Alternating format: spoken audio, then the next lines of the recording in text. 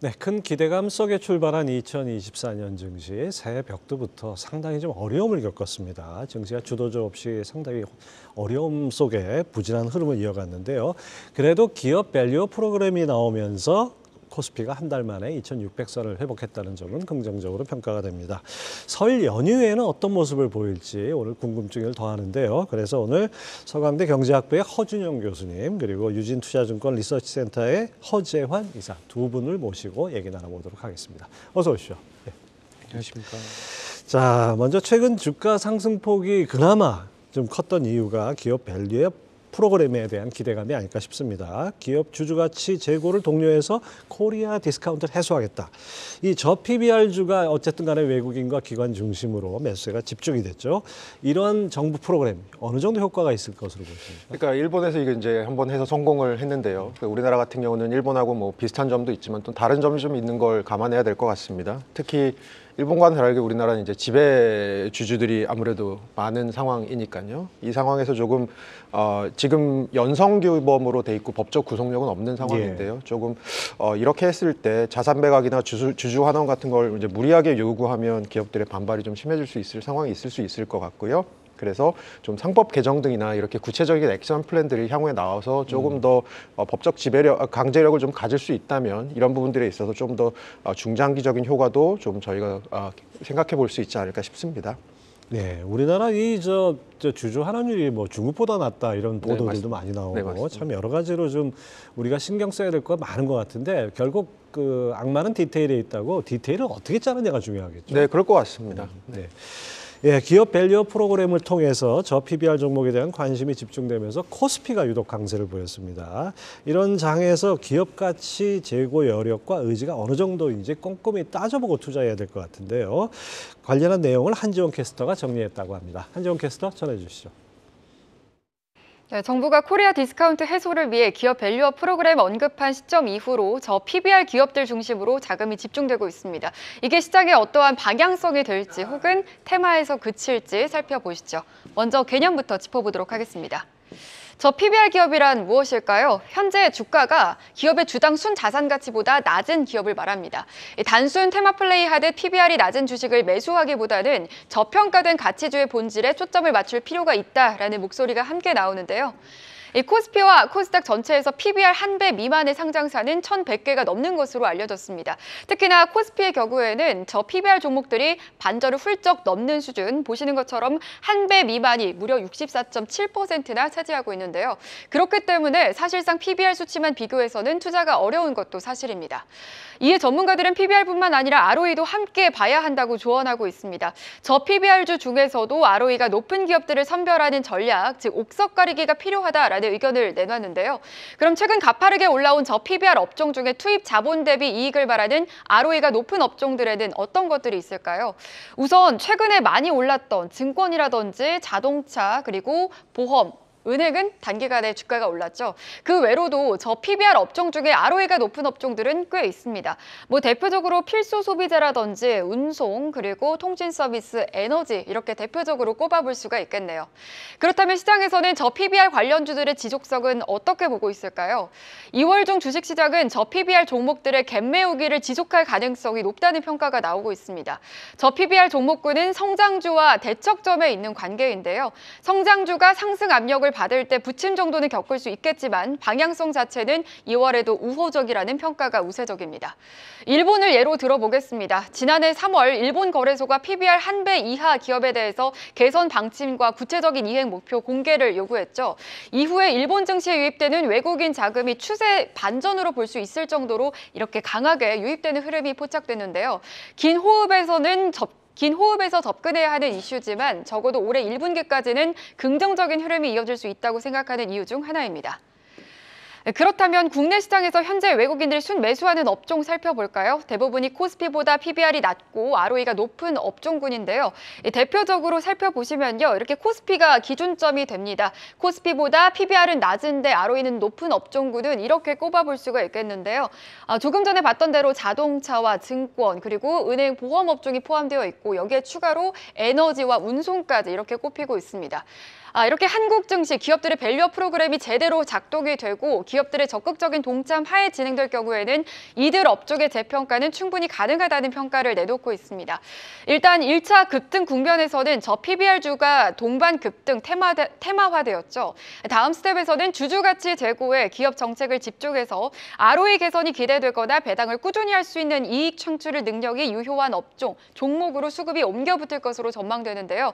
설 연휴를 앞둔 현재 급등한 저 PBR주는 비중 축소, 일부 차익 실현을 제한하고 있습니다.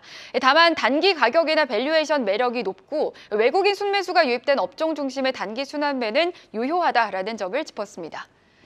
그럼 마지막으로 각 증권사들에서 뽑은 저 PBR 관련주도 짚어보겠습니다. 대신증권에서는 대표적으로 이렇게 현대차와 기아를 추천했는데요. 저 PBR 종목인데다가 높은 ROE를 유도할 수 있는 주주 환원 정책의 최대 수혜주라는 점에서고요. SK증권에서는 자사주 비율이 높은 지주사를 차별화 업적으로 봤습니다. 저평가 해소의 핵심이 자사주 소각이라는 판단 때문인데요. SK증권에서는 LS, 노르홀딩스, 대웅 이렇게 꼽았습니다. 마지막으로 신한투자증권에서는 저 PBR 토픽으로 KTNG, CJ제일제당, 현대백화점을 꼽았습니다. KTNG는 업종 내 가장 공격적인 주주 환원 정책을 제시한 데다 향후 3년간 15% 규모의 자사주 소각, 배당 1조 8천억 원 등을 제시했기 때문이고요. 현대백화점은 저 PBR의 자사주를 6.6% 보유한 데다 지난해 지주사 체제 전환 이후 적극적인 주주 환원책이 기대되는 상황이라는 점을 이유로 꼽았습니다. 이렇게 저 PBR 종목들 안에서도 빠른 순환매가 돌고 있는데 어떤 점들에 좀 더 초점을 맞춰서 옥석가리기를 해야 할지 참고하셔서 투자에 도움이 되시길 바라겠습니다.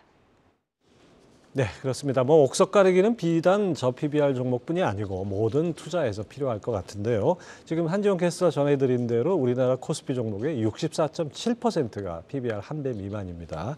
이 중에서 뭘 골라야 될지는 결국 ROE, 결국 투입 자본 대비 돈을 얼마나 잘 버느냐 여기에 달려 있는 것 같은데요. 이 선택과 집중, 이거 어떻게 보십니까? 좀 어떻게 보면 당연한 얘기인데 네. 사실 이제 그 실행이 어렵다라고 봐야 될 것 같습니다. 그러니까 이제 저 PBR인데 ROE가 높은 종목이 상대적으로 이제 주식 시장에서 이제 저평가되어 있고 싸다라는 거는 너무나 당연한 이야기인데요. 근데 이제 문제는 단순히 이제 ROE가 높다라는 것보다 앞으로도 ROE가 높을 수 있는 기업, 그렇죠. 그리고 그러니까 작년보다 올해 ROE가 높을 것 같은 기업들을 골라내는 게 굉장히 좀 중요할 것 같고요. 이제 그런 어떤 그 기준에 부합하는 종목들을 찾는 게 굉장히 좀 중요할 것 같은데, 뭐 예를 들면 지금 같은 경우에는 자동차 같은 업종들 같은 경우에는 작년보다 올해 수출이라든지 기업들의 이익의 증가 속도가 떨어질 것으로 보고 있습니다만은 여전히 높은 수익성을 유지를 할 것 같으니까 이제 좀 시장에서 관심들이 좀 많은 것처럼 이제 저 PBR ROE 높은 업종들에 대해서 관심을 갖자, 너무나 당연한 이야기지만 결국 ROE를 지킬 수 있는 기업들은 그렇게 많지 않다라는 거죠. 그래서 그런 부분에 있어서 저희가 좀 더 집중을 해야 되지 않을까라고 생각하고 있습니다. 결국 뭐 따지고 보면 업황 좋고 기업 실적 전망 좋은 기업 이렇게 뭐 이렇게 요약이 될 것 같은데요. 현대차가 그런 점에서 오늘 뭐 52주 신고가 기록하는 점, 이런 점들이 바로 지금 말씀하신 그런 부분이 반영된 것 같습니다. 근데 문제는 우리 시장이라는 게 이게 자금이 유동성이 한정돼 있다 보니까 뭐 아랫돌 빼서 윗돌 개는 그런 느낌이 좀 들어요. 바로 이 저 PBR 종목의 수급이 쏠리다 보니까 코스닥에 아주 고전을 하고 있습니다. 그래서 코스닥의 2차 전지나 바이오주 같은 성장주가 많은데 지금 상황에서 이 코스닥 성장주 투자는 어떻게 해야 됩니까? 저는 코스닥 성장주 투자 전략도 마찬가지라고 생각을 하고 있습니다. 그러니까 이제 작년보다 올해 실적이 이제 좋아질 수 있는 업종을 찾아야 될 것 같은데요. 지금 코스닥 성장주 같은 경우에는 뭐 아까 말씀하신 대로 2차 전지와 이제 바이오 이 두 가지 큰 축으로 나누어질 수 있다라고 보고 있는데, 저희 생각으로는 전기차나 2차 전지는 좀 힘들 것 같고요. 그러나 제약 바이오는 그래도 좀 기회가 있다. 이렇게 좀 나누어서 생각해 볼 수 있을 것 같습니다. 그러니까 어떻게 보면 2차 전지 같은 경우에는 오늘 에코프로 실적이 나왔습니다만은 어저께 에코프로 실적이 나왔습니다만은 되게 좀 이상했던 게 연간으로 실적을 발표하고 분기로 실적을 발표를 안 했거든요. 그래서 그걸 이렇게 쪼개 보면 분기 실적이 솔직히 말해서 조금 많이 안 좋았습니다. 거의 적자거나 아니면 거의 이제 브레이크 이븐에 가까운 정도로 실적이 안 좋았기 때문에 어떻게 보면 그걸 가리기 위해서 하지 않았나라는 어떤 생각이 들 정도로 좀 안 좋았는데요. 그래서 오늘 같은 경우에는 이제 액분 이슈 때문에 주가가 오르긴 합니다만은 이 코스닥 성장주에 대해서도 엇갈릴 거다 이렇게 좀 보고 있고, 저희는 기본적으로 올해 한국 경제가 그 상승하는 방향 자체가 내수보다는 수출이지 않습니까? 예. 아무래도 수출 같은 경우에는 코스피 대형주들이 워낙 수출을 잘하는 기업들이 많다 보니까 결국은 코스닥 시장보다는 코스피 시장 위주로 시장의 흐름이 좀 전개될 가능성이 높다 이렇게 좀 보고 있습니다. 뭐 저 PBR 이 관련 장세 아니더라도 상대적으로 좀 코스피가 주목을 받을 그런 경제 환경인 것 같습니다. 자, 연초부터 우리 증시와 달리 일본 증시는 연일 뭐 사상 최고치를 경신하는 뭐 34년 만에 최고치다 이런 얘기들 나오는데요. 이 일본 증시 강세 배경, 호 교수님 어떻게 보십니까? 결국은 이제 중장기적으로 주주 환원 정책을 조금 강화한 것이 또 주요하지 않았나라는 생각도 좀 들고요. 기업들의 실적 자체는 뭐 크게 바뀐 거는 없는 것 같습니다. 다만 올해랑 작년을 보면 이제 작년 같은 경우는 3월에 도쿄 증권거래소가 각 상장사에 PBR 1 미만인 기업들은 공시하라라고 이렇게 좀 지시하면서, 그리고 이제 중장기적으로 PBR이 1이 안 될 경우 퇴출시킬 수 있다, 뭐 이렇게 예. 경고를 했죠. 그래서 요때 이제 아무래도 외국인 투자자들이 많이 들어온 것이 하나 있고, 또 하나의 변곡점은 올해 1월에 이제 소액 투자 비과세 제도, 저희 ISA 계좌 같은 그걸 강화하는 방향으로 정책을 또 폈습니다. 그래서 요때 이제 국내 투자자들이 많이 시장으로 들어오게 돼서, 원래는 일본은 저희가 잘 알고 있다시피 굉장히 저축률이 높은 나라고 예. 예금을 많이 하는 나라인데, 또 상대적으로 주식 시장에 좀 참여자들이 많이 늘어나서 현재 한 7천만 명 정도 들어와 있다고 합니다. 그러니까 일본의 인구가 1억 2천만 원이니까 굉장히 많은 포션이 지금 들어와 있는 것 같고요. 결국은 일본을 통해서 우리가 좀 배울 수 있는 것이 무엇이냐. 그럼 저희는 사실 작년과 올해 일본의 뭔가 자본시장의 정책 선회라고 보고 있는데, 사실 그거 알고 보면 2014년부터 줄곧 일관되게 해왔던 정책입니다. 그래서 저희도 조금 단기적으로 주식시장을 부양하려는 정책보다는 이렇게 중장기적인 관점에서 우리나라 주식시장의 펀더멘털을 좀 튼튼하게 할 수 있는, 특히 주주환원 정책 측면에서의 이 펀더멘털을 좀 튼튼하게 할 수 있는 정책들을 좀 펴나가는 것이 중요하지 않을까 싶습니다. 네, 그렇습니다. 일본이 2014년부터 펼친 거 10년이 지나니까 이제 결실을 본다 이렇게 판단할 수 있을 것 같습니다. 자, 그런가 하면은 이제 우리가 시장에서 많이 기대하는 금리 인하, 이 파월 의장의 엊그저께 발언으로 기준금리 인하를 신중하게 가져가겠다라고 발언을 했고, 연준 고위 인사들도 뭐 이 파월 의장의 신중론을 지지하면서 5월 금리 인하 가능성까지 이제 좀 떨어지는 뭐 이런 분위기인 것 같습니다. 금리 인하 향방 어떻게 보십니까? 그러니까 제가 한 달 전쯤에 이 방송에 나와서 앵커님이랑 방송을 하면서 금리 인하를 한 6월쯤 할 것 같다. 그리고 금리 인하를 왜 6월쯤 할 것 같냐라고 하면은 그때쯤 이제 미국 경기가 약간 둔화하는 시그널이 나타날 것 같다라고 말씀드렸는데, 그저께 이제 OECD에서 수정 전망이 나왔습니다. 전 세계 경제 전망치를 이제 바꾸면서 미국에 대해서 1.5% 성장을 봤었는데 2.1%로 조정을 했습니다. 예. 그러니까 결국은 굉장히 0.6이나 상향 조정했다라는 거는 뚜껑을 열어보니까 미국 경제 이거 생각보다 쉽게 고꾸라질 것 같지 않은데라는 생각일 것 같습니다. 그럼 결국은 파월 의장이 최근에 얘기하고 있는 것, 혹은 뭐 닐 카시카리 미네아폴리스 총재라던가 이런 분들이 계속 얘기하고 있는 것은 결국은 뭔가 금리 인하라는 것이 경기 둔화가 느껴져서 오는 것보다는 이제는 인플레이션이 얼마나 떨어져서 있는 예. 금리 인하일까라고 약간 관심이 선회하는 것 같고요. 제 생각에는 지금 어쨌든 간에 PCE 기준으로 봤을 때, 개인 소비 지출 물가 지수로 봤을 때 한 2.5% 코어로, 근원으로 한 2.5% 이하의 숫자들을 한 2, 3개월 정도 보고 나서야 이제 움직일 것 같다라는 게 저의 생각이고, 왜냐하면 최근에 연준의 스탠스라는 게 데이터 한 번 보고는 우리는 그거 충분하지 않다고 생각해라고 그렇죠. 하니까. 예. 제 생각에는 그래서 그렇게 해서 5월 PC까지 확인할 수 있는, 그러니까 4월 PC까지 확인할 수 있는 5월 말에 확인을 하고 6월 12일 날 첫 인하를 하지 않을까라고 저는 보고 있습니다. 그 가정에는 물론 물가가 앞으로 상당 기간 물가 상승률이 떨어질 거다. 원하는 대로 연준이 뭐 그런 가정입니다. 네, 그렇습니다. 사실 연준 스탠스는 별로 변한 것 같지 않은데 시장에서 너무 앞서서 기대를 하지 않았나 이런 생각도 드는데요. 허 이사님은 어떻게 보십니까? 예, 저도 거의 유사하게 생각을 좀 하고 있습니다.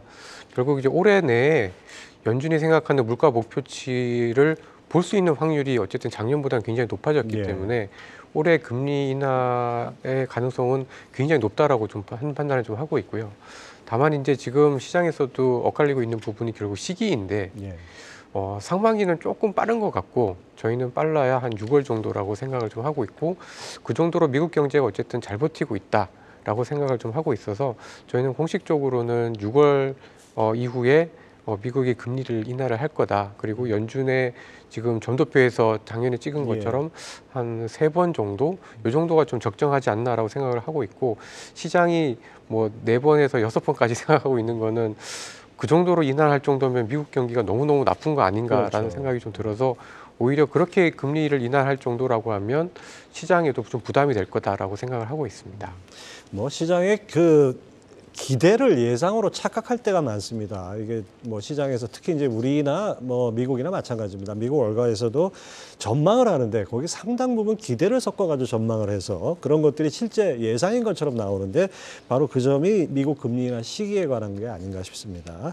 어쨌든 간에 금리 인하 시점이 5월마저 불투명해지면서 달러가 석 달 만에 최고 수준으로 올라섰습니다. 뭐 지금 약간은 이제 주춤하고 있지만은 앞으로 달러 전망이 상당히 중요할 것 같은데 허 교수님 어떻게 보십니까?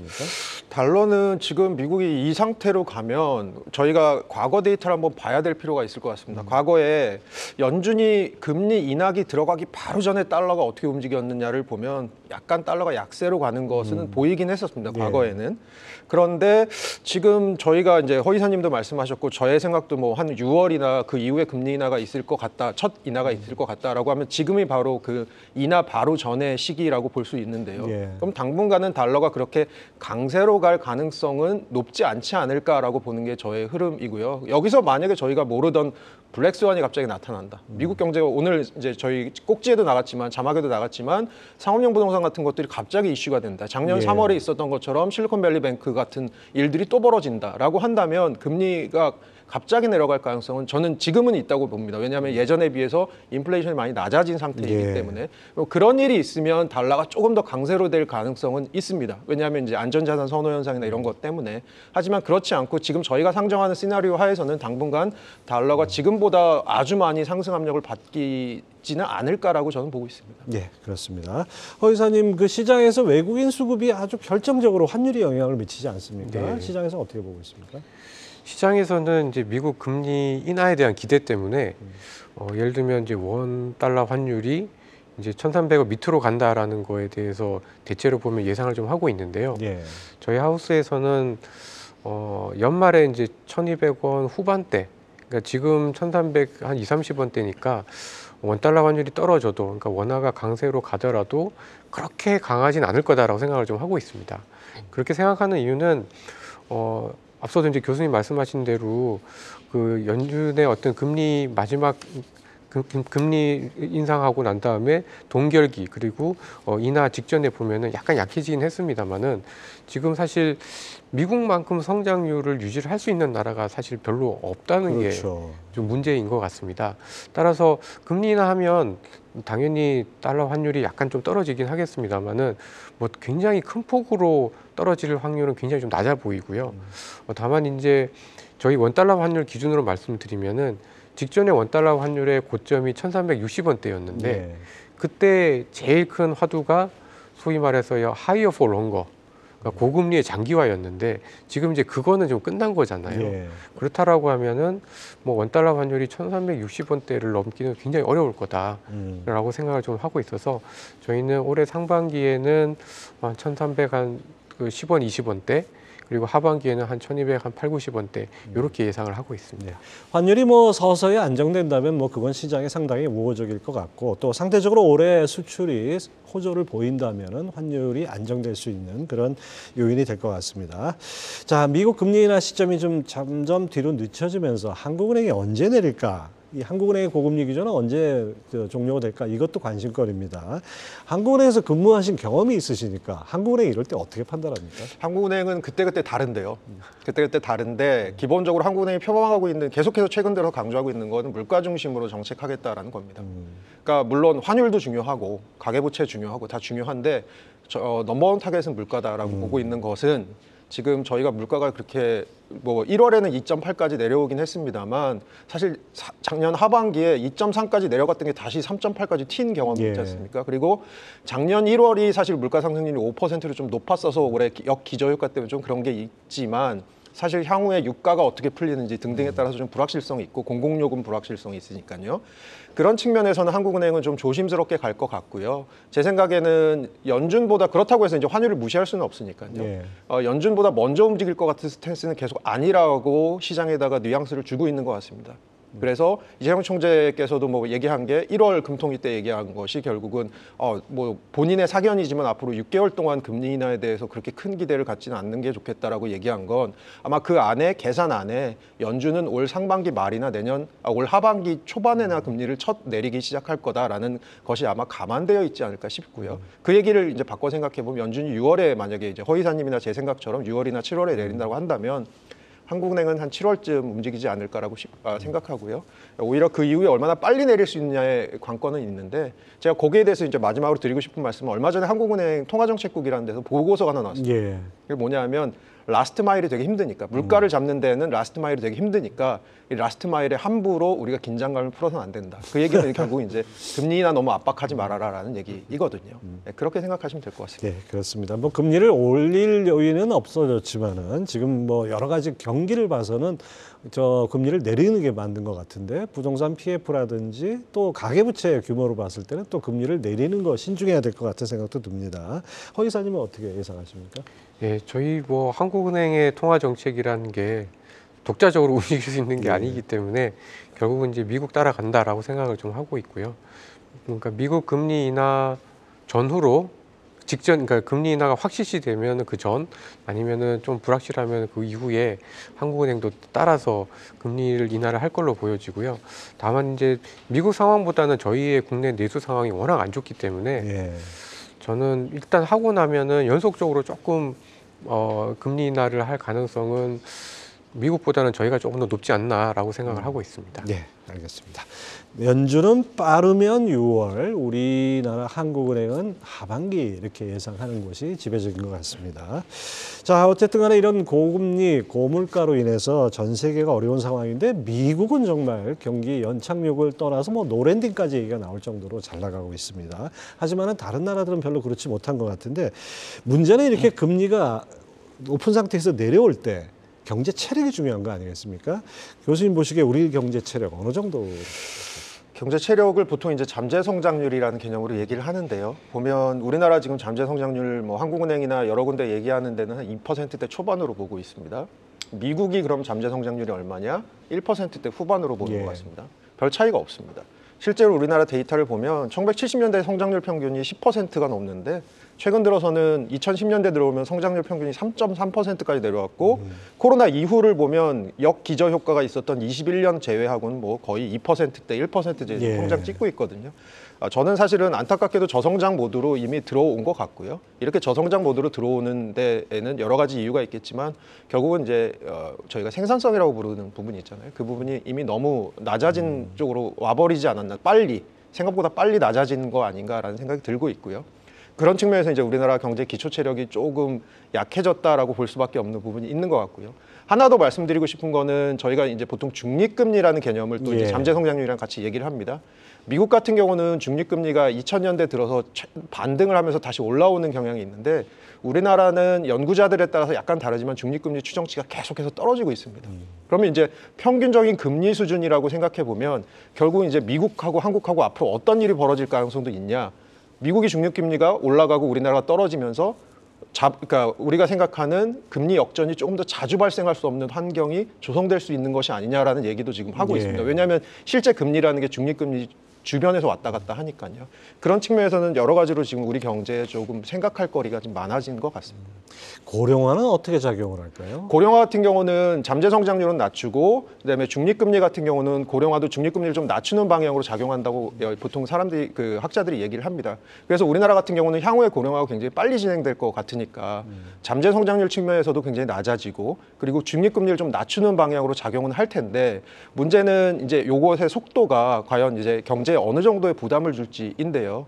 지금 최근에 국민경제자문회의에서 연구를 한 보고서가 있습니다. 보면 2070년 지금으로부터 한 50년 이후에 우리나라에서 1%대 성장률을 달성하기 위해서는 고용률이 거의 한 100% 가까이 가야 된다는 얘기 나옵니다. 그러니까 인구가 줄어드니까 일할 수 있는 생산 가능 인구가 그만큼 줄었던. 네, 생산 가능 인구가 줄니까 일할 수 있는 연령은 거의 다 일을 해야 된다. 혹은 100%가 넘어야 돼.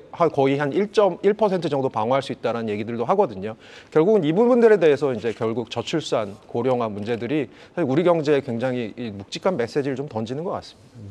상당히 구조적으로 긴 타임 스팬으로 지금 이렇게 서서히 하강하는 이런 경제인데 어떻게 돌파구를 찾아야 될지 모르겠습니다.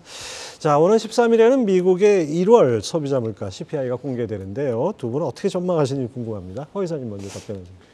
네, 뭐 미국도 이제 그 가솔린 가격에 따라서 왔다 갔다 하는 편이긴 한데 1월 들어서는 또 올랐다가 또 빠지고 이래가지고 예.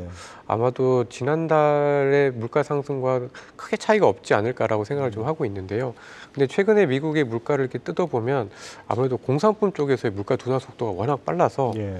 뭐 1월에도 공산품 중심으로 해서 물가가 좀 떨어져서 한 3%대 는 충분히 볼 수 있, 3%대 초반대까지는 어쨌든 떨어질 거다라고 예상을 좀 하고 있고, 좀 관건은 잘 안 떨어지고 있는 그 쉘터라고 하죠. 이제 부동산 예. 임대료 가격이 지금 현재 시장에서 얘기되고 있는 쪽은 많이 떨어지고 있는데 지금 이제 공식적으로 발표되는 물가에서는 덜 떨어지고 있는데요. 통계상 시차가 있는 거예요. 네. 보통 계약을 할 때 이게 뭐 월세라고 해도 계약을 뭐 1년 단위, 2년 단위로 이렇게 하다 보니까 예. 실제로 이제 그 물가의 공식적인 헤드라인 물가에 적용되는 데는 분명히 좀 시차가 좀 있어 보입니다. 그래서 그 부분이 어떻게 될지는 저희도 잘 모르겠는데요. 어쨌든 근데 그 부분을 감안을 하더라도 미국의 물가는 어쨌든 서서히 떨어지는 중이다 이렇게 좀 볼 수 있을 것 같습니다. 예. 자, 미국 소비자 물가 일단 뭐 서서히 내려가는 거는 뭐 기정사실인 것 같은데 그 속도가 문제일 것 같습니다. 자, 이번엔 중국 한번 살펴보겠습니다. 중국 정부가 올해 최소 목표치 기준을 5% 밑도는 경제 성장률 제시할 것이라는 전망이 가능성이 제기되고 있는데요. 중국이 5%를 밑돈다 이러면 이제 30년 만이라고 하는데 중국이 또 한편으로 경제 부양책을 내놓지 않습니까? 근데 효과가 미미해요. 올해 전망 어떻게 보십니까, 허 교수님? 중국에 대해서 보통 이제 부동산 얘기하시면서 중국이 조금 다운사이드 리스크가 있는 거 아니냐라는 의견들 많이 개진해 주시는데 저도 사실 동의는 하는데요. 지금 전반적으로 이제 시장에 계신 분들 얘기를 제가 조금 많이 들어보면 전반적인 평가는 중국 정부가 핸들링할 수 있는 정도의 리스크다라고 보는 것 같습니다. 예. 그러니까 요것 때문에 중국 뭐 경제가 급추락을 하고 뭐 올해 그럴 일이 벌어질 것 같지는 않다라고 보는 것 같고요. 올해 한 4.5%, 뭐 4%대 중반 성장을 할 거라고 많이들 보고 계신데 사실은 이게 보면 4.5%라는 숫자가 저희가 중국이 가지는 숫자치고는 굉장히 낮은 것 같지만 사실은 2022년에 코로나 봉쇄 후폭풍 이런 것 때문에 사실 3% 성장했다가 예. 작년이 5.2% 성장했거든요. 그럼 3% 다음에 오는 5.2%는 사실은 더 높은 숫자가 사실 나와줬었어야 되는 숫자인데요. 그것에 비해서 가지는 4.5%. 저는 그 나름대로도 숫자가 그렇게 굉장히 나쁜 숫자는 아니라고 생각하고요. 아마 글로벌 IB들에서도 그렇게 보는 것 같습니다. 그래서 결국은 그 OECD에서 아까 OECD 얘기 잠깐 드렸는데요. 예. 우리나라 경제 전망 수정치 발표하면서 우리나라 2.3에서 2.2로 올해 성장률 전망치 0.1을 깎았는데 그 깎은 이유 중에 하나가 중국 경제가 생각보다 좀 덜 풀릴 거다라는 거였거든요.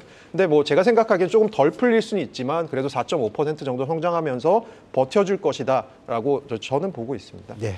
뭐 4.5라는 숫자, 뭐 인도 정도를 제외하고는 뭐 거의 보기 힘든 숫자인데 어쨌든 간에 중국이 그동안 고속 성장을 해왔기 때문에 좀 낮게 느껴지는 것 같습니다.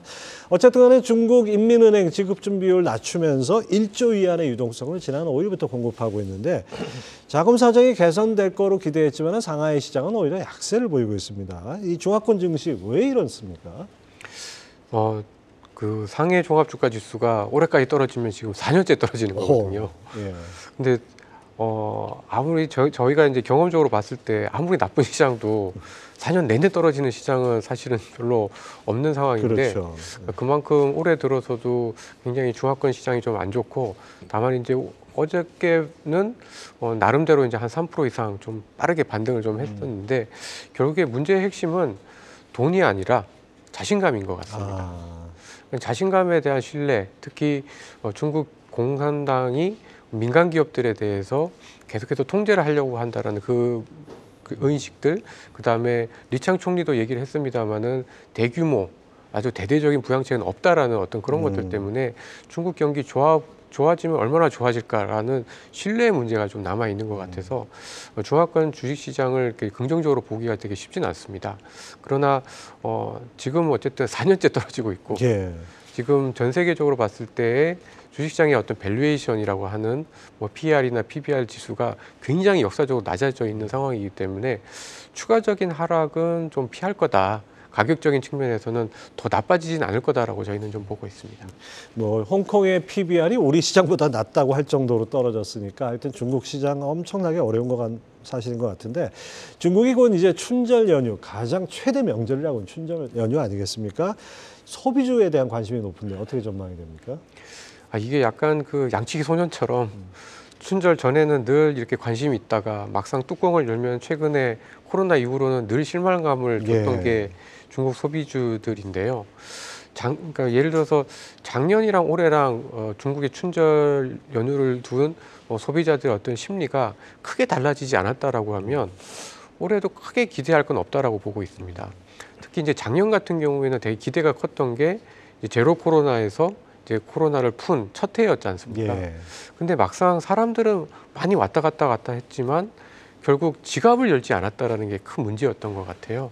근데 그 지갑을 열지 않은 문제는 결국 부동산에 대한 두려움들, 자산 효과 때문에 이 부동산 가격이 떨어지는 거에 대한 두려움들, 그리고 아직까지도 이제 경기 자체에 대한 어떤 신뢰가 회복되지 않은 부분들이 가장 크게 작용을 했다라고 좀 보여져서요.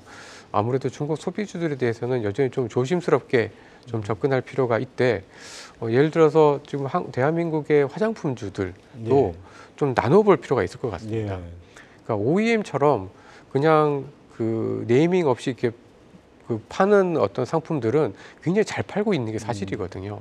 다만 이제 브랜드가 있는 업체들 같은 경우에는 워낙 중국의 대체 상품들이 많이 나오다 보니까 현실적으로 이제 경쟁이 치열해지면서 예. 뭐 중국 소비가 안 좋았을 수도 있습니다만은 기업 간의 어떤 경쟁이 치열해지면서 나쁜 측면들도 있기 때문에 중국 소비주들도 뭐 OEM과 OEM이 아닌 업체 이런 식으로 좀 다르게 좀 봐야 될 필요가 있지 않나라고 보고 있습니다. 예, 하여튼 코로나 기간을 거치면서 중국 시장에 진출한 기업들 경쟁 구도가 달라졌다는 점 우리가 꼭 염두에 둬야 될 것 같습니다. 자, 우리 시장 한번 살펴볼까요? 수출 뭔가 작년 10월 이후에 좀 살아나는 기미가 뚜렷한데 올해도 계속되겠죠? 네, 아무래도 우선은 이제 수출 볼 때 가장 먼저 봐야 될 게 전 세계적으로 올해 경제 성장률이 어느 정도 될 거냐 먼저 보면 한 작년에는 3.1% 나왔었는데요. 올해는 한 2% 후반, 3% 금방 나올 것 같다고 예. 합니다. 그럼 성장률은 비슷하고 세계 교역 같은 경우는 작년보다 조금 더 늘 거라고 전반적으로 보고 있는 것 같습니다. 이런 상황에서 지금 앵커께서 말씀해 주신 대로 작년 10월 이후로 모멘텀이 좀 붙은 것 같아요.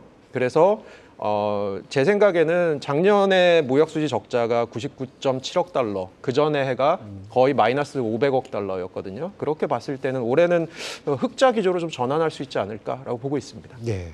뭐 자동차, 반도체 이런 쪽 수출 현황 괜찮죠? 네, 자동차는 생각보다 이게 전기차 시장이 조금 지금 둔화되고 있어서 이 부분에 대해서 걱정은 했었는데요. 특히 미국 시장을 중심으로 지금 자동차 시장은 계속해서 수출이 잘 되고 있는 것 같고요. 반도체는 어쨌든 간에 작년에 저점 지나서 지금 좀 올라오고 있는 상황 같습니다. 그래서 뭐 어쨌든 간에 올해 반도체 자동차는 좀 잘 버텨내지 않을까, 혹은 반도체는 조금 저희가 생각하는 것보다 좀 괜찮은 방향으로 갈 수도 있지 않을까라고 보고 있습니다. 주가 측면에서는 반도체 업황은 살아난다고 하는데 좀 지지부진하고 자동차는 네. 또 저 PBR주로 분류가 돼가지고 상승하고 있습니다. 이 두 섹터 주가 전망은 어떻습니까? 반도체, 자동차 모두 말씀하신 대로 연초에는 반도체가 굉장히 화두였고 자동차는 작년에 그래도 상대적으로 좋았으니까 올해는 안 좋을 거다라고 했는데 막상 뚜껑을 열어보니까 예. 반대로 움직이고 있는 상황인데요. 저희는 그래도 반도체 주가 자체는 우상향할 거다라고 생각을 하고 있습니다. 물론 저희가 이제 여러 가지 다른 경제 지표들도 보고 주가와 관련된 지표들을 보는데 지금 반도체 업황의 가장 큰 문제는 반도체가 좋아지고는 있긴 한데 이게 AI나 이런 좀 예전하고는 다른, 예. 그러니까 범용의 반도체가 아닌 AI 전용 반도체 중심으로서 크다 보니까 아무래도 이제 범용 중심의 반도체라고 볼 수 있는 메모리 쪽에 회복 속도에 대한 또는 회복의 어떤 강도에 대한 어떤 의구심들이 좀 있는 것 같고요. 예. 그다음에 또 하나는 저희 국내 반도체 업종들이 갖고 있는 재고 수준이 굉장히 많습니다. 그러니까 분명히 재고가 너무 많다가 조금씩 줄곤 있지만 이 기업들이 아무래도 재고를 좀 더 많이 줄여야 생산을 늘리면서 수익성이 좀 좋아지잖아요. 예. 그래서 아직까지는 조금 저희는 이제 하반기가 되면 조금 더 반도체 기업들의 이익이 올라오는 속도가 좀 더 빨라질 거다. 이렇게 예상을 좀 하고 있어서 전반적으로 반도체 주가에 대해서는 우상향합니다만은 연초에 저희가 기대했던 것보다는 속도는 좀 완만할 거다. 예. 이렇게 좀 판단을 좀 하고 있고, 뭐 자동차는 이제 역으로 오히려 이제 작년보다 모멘텀이 떨어질 거다라고 했는데 막상 1월 달, 2월 달까지의 어떤 수출 실적들을 보면 워낙 잘하고 있고 전기차가 안 돼도 내연기관차들이 예. 잘하고 있으니까 자동차 같은 경우에는 확실히 주가가 실적 대비해서 좀 저평가되어 있는 거는 확실해 보이기 때문에 뭐 자동차 산업도 저희는 좀 긍정적으로 좀 보고 있고요. 특히 이제 올해 들어서 자동차 산업의 제일 중요한 관건은 내연기관의 기관차들에 대한 규제 이슈가 미국부터 해서 유럽을 중심으로 해서 약간씩 좀 완화가 되고 있는 것 같아서 좀 자동차 업종에 대해서도 저희가 조금 더 좀 긍정적으로 볼 수 있는 모멘텀이 조금씩 생기고 있다 이렇게 생각하고 있습니다. 네, 그렇습니다. 뭐 자동차주 작년에는 정말 못 움직였는데 올 들어서 뚜렷하게 움직이는 모습이 보입니다. 자, 갑자기 AI 시대에 접어든 느낌 누구나 다 가질 것 같은데요. 그만큼 적용 문화도 많고 발전 속도도 빠르다는 얘기입니다. 올 들어서도 뭐 챗GPT나 온디바이스 AI 이런 관련한 AI 산업 트렌드 지속되겠죠? 아무래도 그럴 것 같습니다. 뭐 저는 그냥 키워드로 그냥 말씀드리고 싶은 거는 그 미국 주식 시장을 이끄는 기업들을 어떻게 우리가 보통 요약을 했냐 하면 2017년에는 빵이라고 그래서 페이스북, 네. 애플, 아마존, 넷플릭스 이러다가 작년부터는 이제 매그니피컨트 7이라고 예. 하는 거, 올해는 AI 5로 가고 있지 않습니까? 어쨌든 간에 AI 시장은 지금 모든 분야에 갖다 붙는 갖다 이제 AI가 인터넷 혁명 때와 인터넷 비슷한 혁명처럼 것 같아요. 굉장히 범용 기술로서 갖다가 붙는 역할을 하고 있기 때문에 아마 뭐 향후의 방향성 자체는 올라갈 것 같습니다.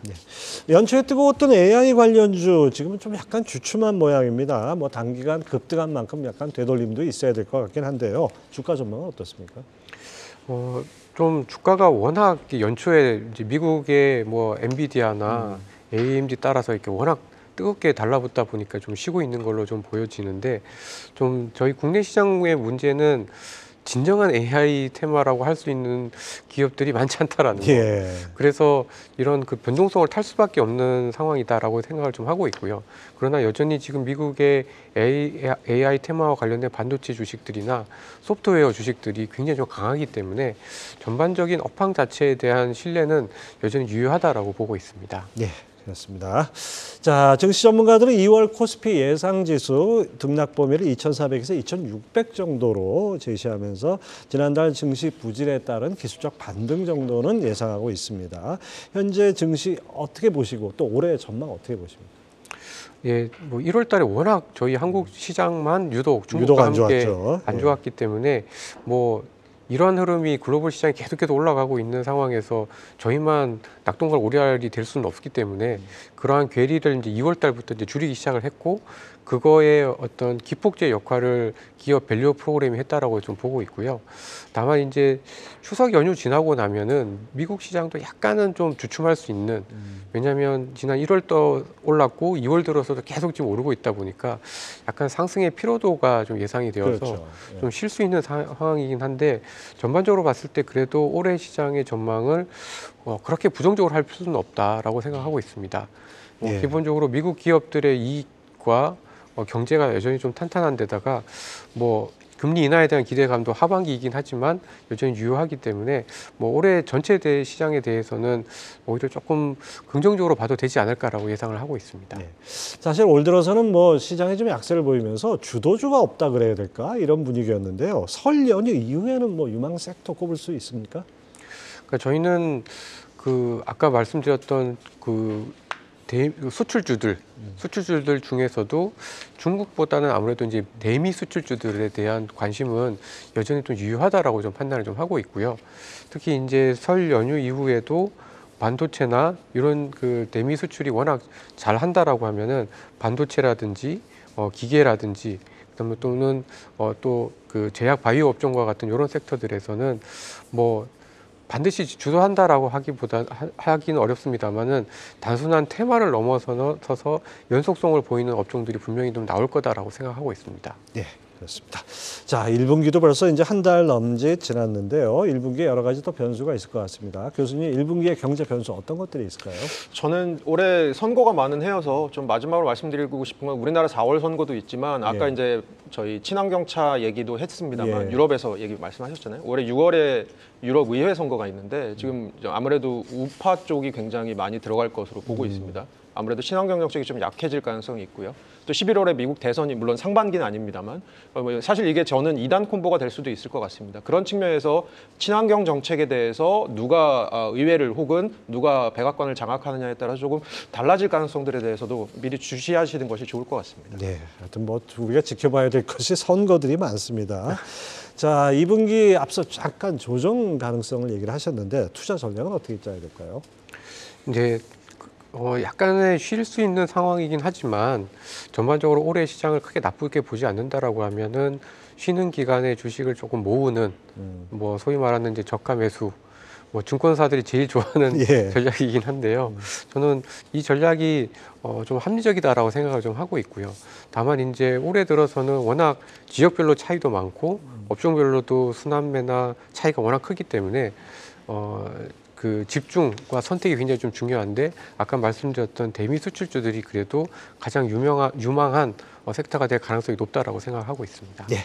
네, 지금까지 서강대 경제학부 허준영 교수님 그리고 유진투자증권 리서치센터의 허재환 이사님 함께 이 설 연휴 이후 장세에 대해서 얘기 나눠봤습니다. 두 분 감사합니다.